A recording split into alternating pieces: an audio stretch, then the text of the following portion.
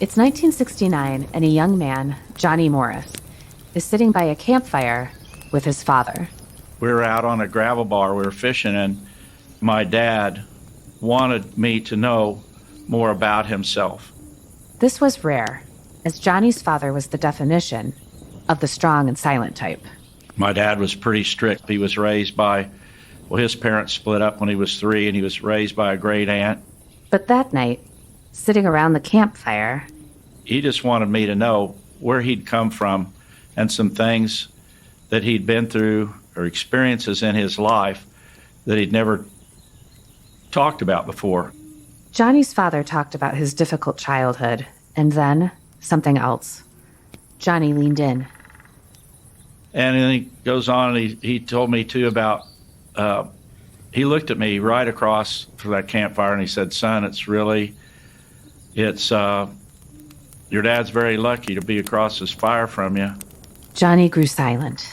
I knew he was in the service, but he never really brought it up. He just didn't talk about it, and it wasn't a conversation around the dinner table or growing up.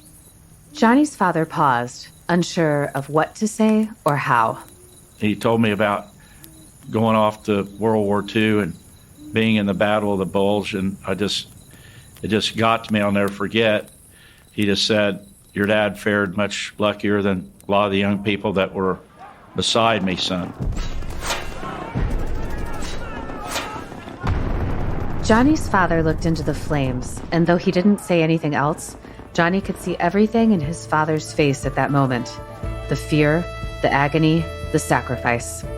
It was a very emotional experience. An experience that he would never forget. Johnny went on to create one of the largest and most successful outdoor recreation retailers in the world, and to this day makes a point of hiring veterans, investing in their businesses, and doing anything he can to have service members know they're appreciated for everything they do. I'm Carrie Varro-Heikes, and welcome to Army Matters.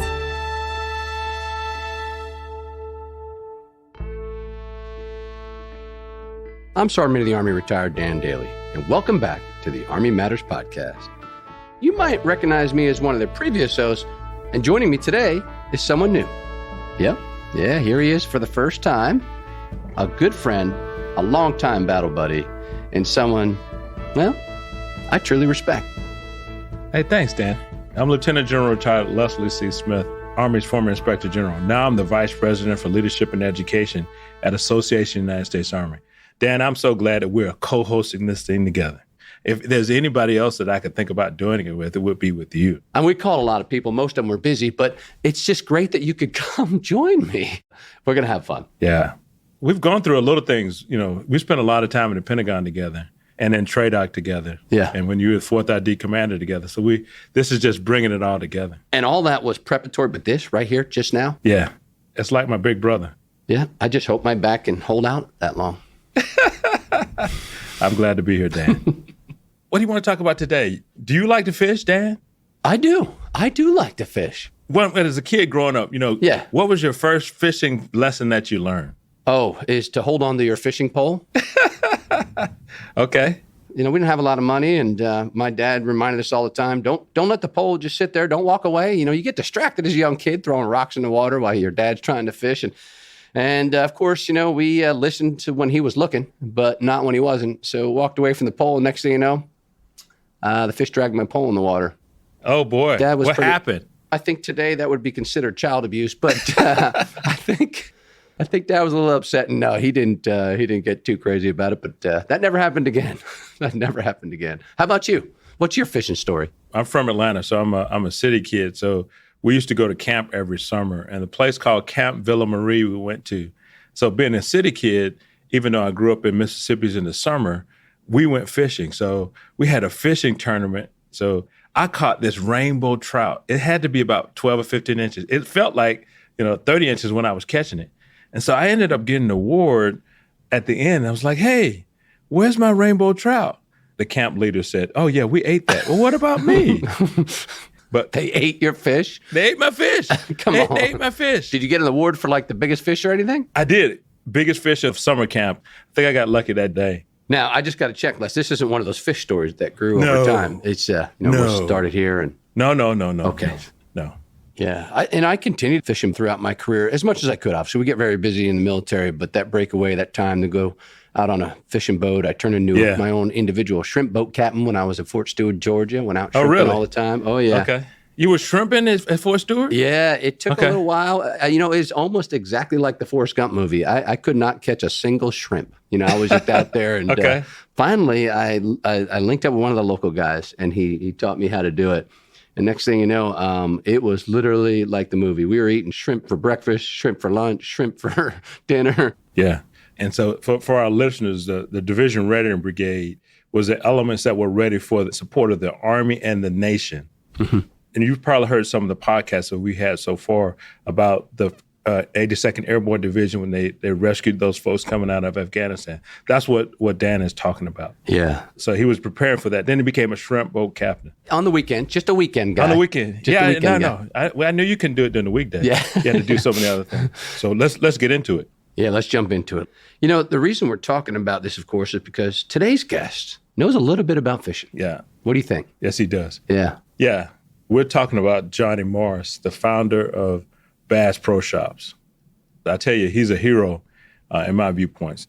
I told him when I saw him face to face, I have spent a lot of money at Bass Pro Shop. As you know, I was a commanding general of Fort Leonard Wood. Yeah. And so Bass Pro Shop was about an hour away down in Springfield.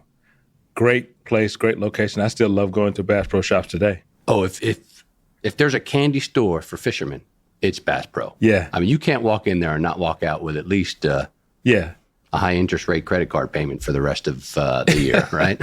Yeah, I agree with that. And I know a lot of our listeners are familiar with that chain, but they have hunting, fishing, camping with 177 locations and revenues of billions of dollars. But when he was telling us his story, it all started from an 8 square foot space in the back of Johnny's dad's liquor store. Think about that. That's incredible. Johnny's liquor store when he sold fishing tackle. I mean, so, he's a CEO of a company, all 50 states, many other places, and he's just this average, calm guy that's like your big brother. Yeah. And so he shakes my hand, I shake his hand and say, "Hey, Mr. Morris, nice to meet you." He says, "Please call me Johnny." Just reminds me of the time that I was stationed at Fort Leonard Wood, Missouri, in Middle America. Great values, great customs, great traditions, and very unassuming.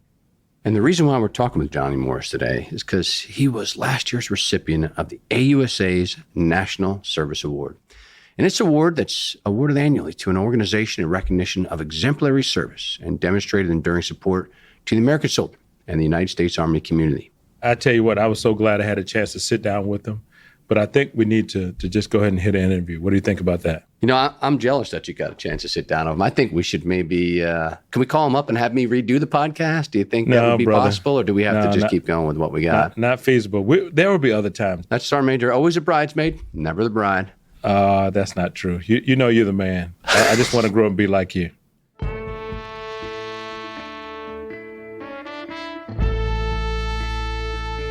Before we start, should we call you Mr. Morris or Johnny or... Johnny, yeah. Mister's like for an old guy. Okay, Johnny, that's fair. We really appreciate you taking the time to sit down with us, especially since you just pointed out before we started recording that this is your first podcast. And again, congratulations on receiving the AUSA's National Service Award. It was great being with you and the other soldiers up there, me and my family. Never forget it. And so thank you very much. Now, Johnny, you've been referred to as the Walt Disney of the outdoors by some. I've been to Missouri, and I love it. And I know it's beautiful there. But when did you fall in love with it? It's our mountains, the streams, the rivers, the lakes. This region is referred to as the float fishing capital of the world. And that's not like big rapids. It's more meandering streams and rivers. That's how I grew to love fishing, was just on our beautiful streams. We'd fish with fly rods with little popping bugs a lot. And then we'd catch a lot of perch, smallmouth, and then largemouth now and then. When I was 10, the Corps of Engineers, they built this reservoir on the White River. It's called Table Rock Lake. Well, I went to the open house at Table Rock Dam with my grandpa when I was 10. And I remember my grandpa, he was cussing because he wasn't very happy because the new lake flooded a lot of his favorite fishing holes on the river. But what none of us realized maybe at the time, and it was a lifelong lesson to me in conservation about habitat. So when this reservoir was built, it flooded a lot of vegetation. It created fabulous habitat for bait fish and for the bass. So the fish that were in the river and a few that got stocked, they exploded because of all the abundance of cover forage fish, and it became a great fishing lake. And then you started taking part in fishing tournaments, right? How did that lead to you starting Bass Pro Shops? I'm like 21, so I signed up for this fishing tournament. It was called the All-American. I was fishing a lot then. I was supposed to be going to school. I was fishing a lot. So my dad and I had this old Richland aluminum boat, and I took it down there, and I was like marvel, like seeing all the advancements in technology and gear, and I saw the evolution of like the modern day bass boat, built for bass fishing with aerated live wells, with swivel seats, electric foot control trolling motors. You keep both your hands free to cast. It was really something. And I met fishermen, as I mentioned, from all over the country, and many of them were like pioneers or entrepreneurs or upstart guys and gals that were making lures in their garage and then end up pioneering next generation of boats. I met a fellow, Carl Lawrence, that invented really the first fish finder. He called the fish locator. And I fished in that tournament, and I came across all these lures these anglers were using, and I made a list, and I took it back home where I used to shop in a sporting goods, or well, it was a discount store, and they had a good sporting goods department. So I kept taking this list in to the sporting goods manager, asking him, hey, can we get this? Can we get that? And after a few weeks, he said, Johnny, I'm sorry, but I can't get permission from the home office to carry these things. So that's when I approached my dad about, hey, Dad, he had a liquor store on the way to the lake, and I said, man, we need to get some of these lures, and that's what I want to do is start selling these specialized bass lures and equipment out of the store. So he said, I tried that before. Didn't work out too good, very competitive, but my dad was my closest, best buddy and supporter, mentor. I was very, very close to my dad. So he co-signed my note at a local bank, and I drove down. We filled that U-Haul trailer full of plugs. I got a 79-cent padlock, left it at the motel, went out to honky tonk a little bit. We came back, the trailer was there. That would have been the end of Bass Pro. But we called the shop Bass Pro Shops because it was real descriptive of our mission. We wanted to be a specialist shop just for our fellow bass anglers. And timing is so important in any endeavor. And there was a huge pent-up demand, and the fishing was exploding because of habitat. All these TVA and Corps of Engineers reservoirs around the country, that they were chock full of fish. And these new techniques that were emerging and new equipment were helping anglers be much more successful. And so these tournaments were just creating this popularity to bass fishing. And so every nickel we could get for inventory, we just put it into more bass gear. We didn't have camping. We didn't have hunting. It was just Whoa, Johnny. A bait shop. You're jumping ahead. You started the store in the back of your father's liquor store? Yeah. What was the name of it? His name of his store was Brown Derby Discount Liquor. So anyway, when we opened Bass Pro, I got a picture of this, but to make him happy, we had to call it Brown Derby Bass Pro. So I had this little goofy Brown Derby on top of the fish that was leaping. That was our first logo. It's just a circle, but it had that fish with a goofy hat on it. But what made the company really grow was the catalog, right? Can you tell us more about it? There was so many anglers like myself that wanted this gear. And this gentleman, Ray Scott, he just passed away. God bless him. He was a fabulous guy. He was a great promoter of our sport. But he was developing these heroes, and he had this magazine called Bassmaster. So anglers would get this and they would read about a guy that gal just won a tournament, and anglers would want to get this gear. And it was hard, like it was for me, to find it. So our catalog really filled a void there in making these products available. At the time, and I think our first printing was 10,000 catalogs. It was a lot at the time, but yet as far as the cost per page, it wasn't that much. So I remember going to a trade show and I could sell ads to our vendors for so much a page, and the rate wasn't that great, but it helped us kind of justify investing in the catalog. And so we printed it. We didn't have any plan how we're going to ship this stuff. We just sent the catalog out. We started getting orders, and then it's kind of a miracle. Johnny, the Bass Pro Shops we know today is a retail giant for not only fishing, but everything else having to do with the outdoors. And we know there are stores everywhere. When did you start to grow your physical store's presence? So the first 13 years we were in business, the only shop we had was in my dad's liquor store. And then it's ironic, but that same old Gibson discount store where I used to be a customer, it came up for sale. And it was like 80,000 feet. And we didn't know how we were ever going to fill it up. So then we moved our warehouse in there, our office. And at that time, or shortly after, since we had more space, we spent a couple of years planning for that store. And we decided to call it Bass Pro, but also Outdoor World, because we wanted to delve into camping gear, hunting gear, everything for the outdoors. And so it was about 15 years after we started before we carried any merchandise other than fishing gear. I always had a lot of family involvement. So my sister Susie came in one day and we had these little metal plates. It was called a dressograph machine. And like for all of our customers were on these little plates and they were just falling out of boxes. They're all over the floor. She goes, "This is crazy. You're going to have to get your inventory on a computer, your customer mailing list on a computer if you want to be serious about this." And so I said, "Well, fine, why don't you head that up for us?" And she came to work to do that. We took a field trip to LL Bean in Freeport, Maine.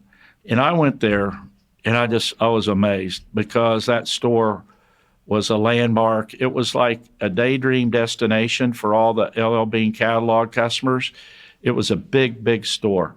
And it got me fired up. If they were attracting all those people to come to a relatively small town, Freeport, Maine, if we had a great store, why couldn't we get a lot of our customers from the catalog to come to Springfield, Missouri to a store? I think our catalog business had been good. We had a good balance sheet, or like I didn't have to go to a banker and say, get a loan and justify, okay, what's the payback on this aquarium, or what's the payback on some of these fun things?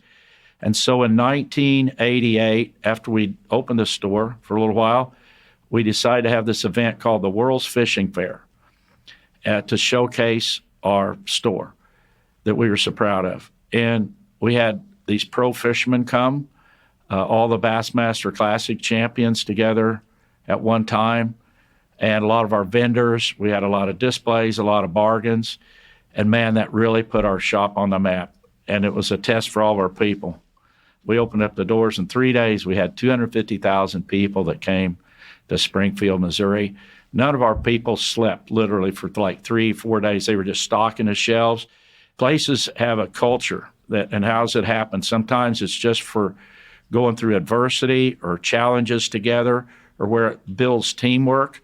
And that event, it's legendary in the company today because how much people worked and helped each other to help our customers. I love this, Johnny. Your stores are a complete experience, not just a place to buy fishing gear. Man, we have to take a quick break here, but we'll be right back with more from Johnny. Join AUSA, the Army's premier professional association and host of the largest land power exposition in the United States. AUSA is open to everyone, including all ranks and components. So whether you have a relationship with the U.S. Army or simply want to honor those who serve, you can learn more at ausa.org/join. We're back with Johnny Morris, the founder and CEO of Bass Pro Shops. Now, at the beginning of the episode, we heard that moment where your father shared his experience with the Battle of the Bulge. How did those experiences help you in determining how you were going to assist our servicemen and women? Well, I don't know if there was a glaring time that stands out other than just the spirit of all of us, like things we could do locally.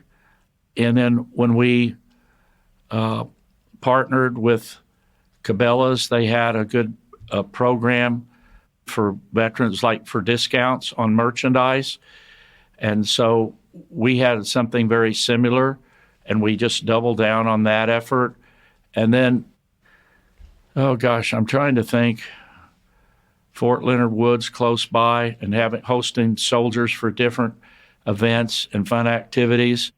Johnny, describe what you started doing for our soldiers who were in basic combat training who couldn't make it home. So for as long as I can remember, for veterans, especially wounded veterans, we'd have these fishing days down on Table Rock Lake. Take them out fishing. Not just huge, big things, but I don't know, it's probably 50, 80 soldiers at a time. And always so many volunteers from fishing guides that just want to take them in the boat and show them a good, fun time. And that's since branched out to stores all across the country. I was up at the new Army Museum up there. It's so awesome. And one of the things that stood out to me is a reminder how the Army helped develop our national parks. We have a little museum about Bass Pro in the store. And to me, it's much of our first store, the first cabinets, the first shelves, the front doors, in fact, are there. And right down from that is a little salute to our veterans and our military. It's something we're proud of. One of the things, Johnny, that you've done is provide homes for our wounded veterans. And I believe that was inspired by a Lee Greenwood song.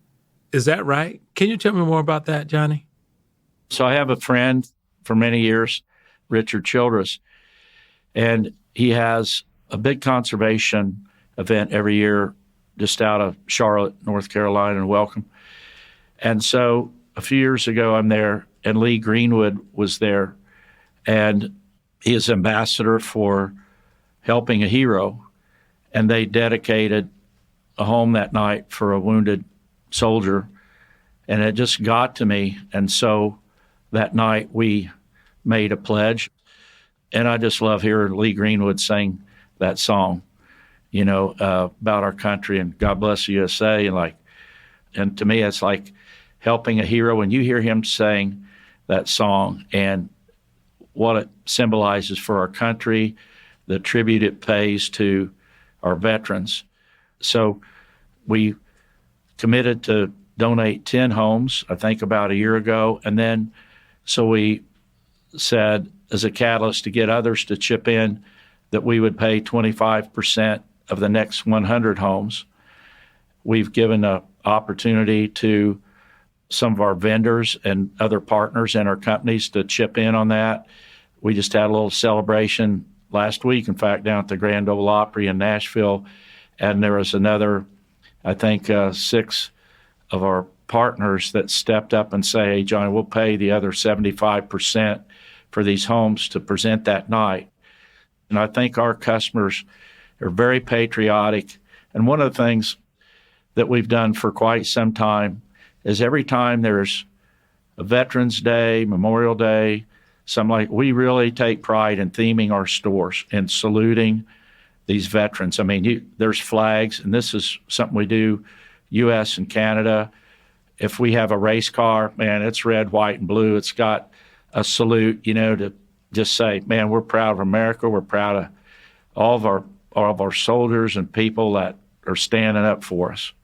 So it's hard to say just one or two things, but more than money, sometimes I think it's helping other people say, yes, thank you very much. One final question for you, Johnny. We're so happy that you were able to attend our annual meeting 2 months ago and visit the Army Museum. More importantly, you received the AUSA's Distinguished National Service Award. So, Johnny, what does that award mean to you?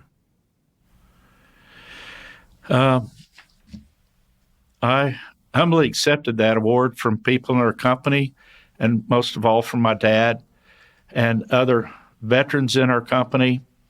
It was very special. And to be in that room with all those soldiers, and I had my family there, and even some of our grandkids there, is very humbling. And I just say to everybody, if you get a chance to go see this new museum, it will get to you. But there was one exhibit, and it was like sensory, I don't know the exact term, but it was high tech. It's like a theater. You go in and sit down, your seat vibrates, and you can feel like the gun. And so I'm watching this movie, and then there's a little section about the Battle of the Bulge. And man, I got to tell you, it hit home to me like what my dad tried to describe to me. I think to me, that was a highlight too of this trip as well.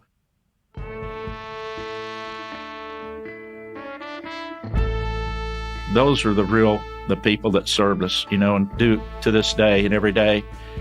And just the price of freedom. The people, the artists, the engineers, the talented folks that created that, it was very moving, and hats off to them. And it was a very emotional, wonderful experience. Again, like I wish everybody in the country could have seen what I saw, got to experience with my family. It was a beautiful, and hats off to everybody involved in that whole effort up there, the celebration, but creating that new facility. It's world class. Every step of that you just appreciate so deep that it's easy to say freedom isn't free, but that's a reminder, a heavy price paid. Johnny, thank you so much for sharing with us. I say that as a veteran, but also a citizen of our country. This has been a blast, a real pleasure to spend some time with you. Of course, next time I'd love for it to be in a boat in the middle of a river or lake instead of a recording studio. But thank you for your time and for everything you've done for the military and our families. Well, okay. I look forward to our next visit, and I really appreciate y'all very much. To all our listeners, thanks for joining us.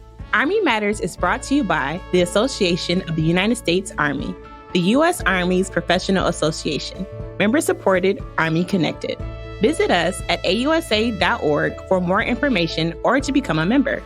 Your membership helps AUSA continue to carry out its mission, educate, inform, and connect with the total Army, our industry partners, and supporters of a strong national defense. Today's episode was hosted by Lieutenant General Retired Les Smith and SMA Retired Dan Dailey, and anchor hosted by Carrie Barrow-Heckes. Anthony Del Call is the producer and writer, and Andy Bosnack is the supervising sound editor. Unzinga Curry is the executive producer, and the senior producers are Carrie Barrow-Heckes and LaSharon Duncan. Special thanks to Lauren Hall, Tiara Perryman, and Michelle Kaputahe for their help. Be sure to subscribe to Army Matters wherever you get your podcasts, and please leave a review. As you know, we love seeing stars in the Army, especially if it comes in the form of a 5-star review. For questions or to provide topic recommendations, email us at podcast@ausa.org. I'm LaSharon Duncan. Hope you have a great Army day. Hooah!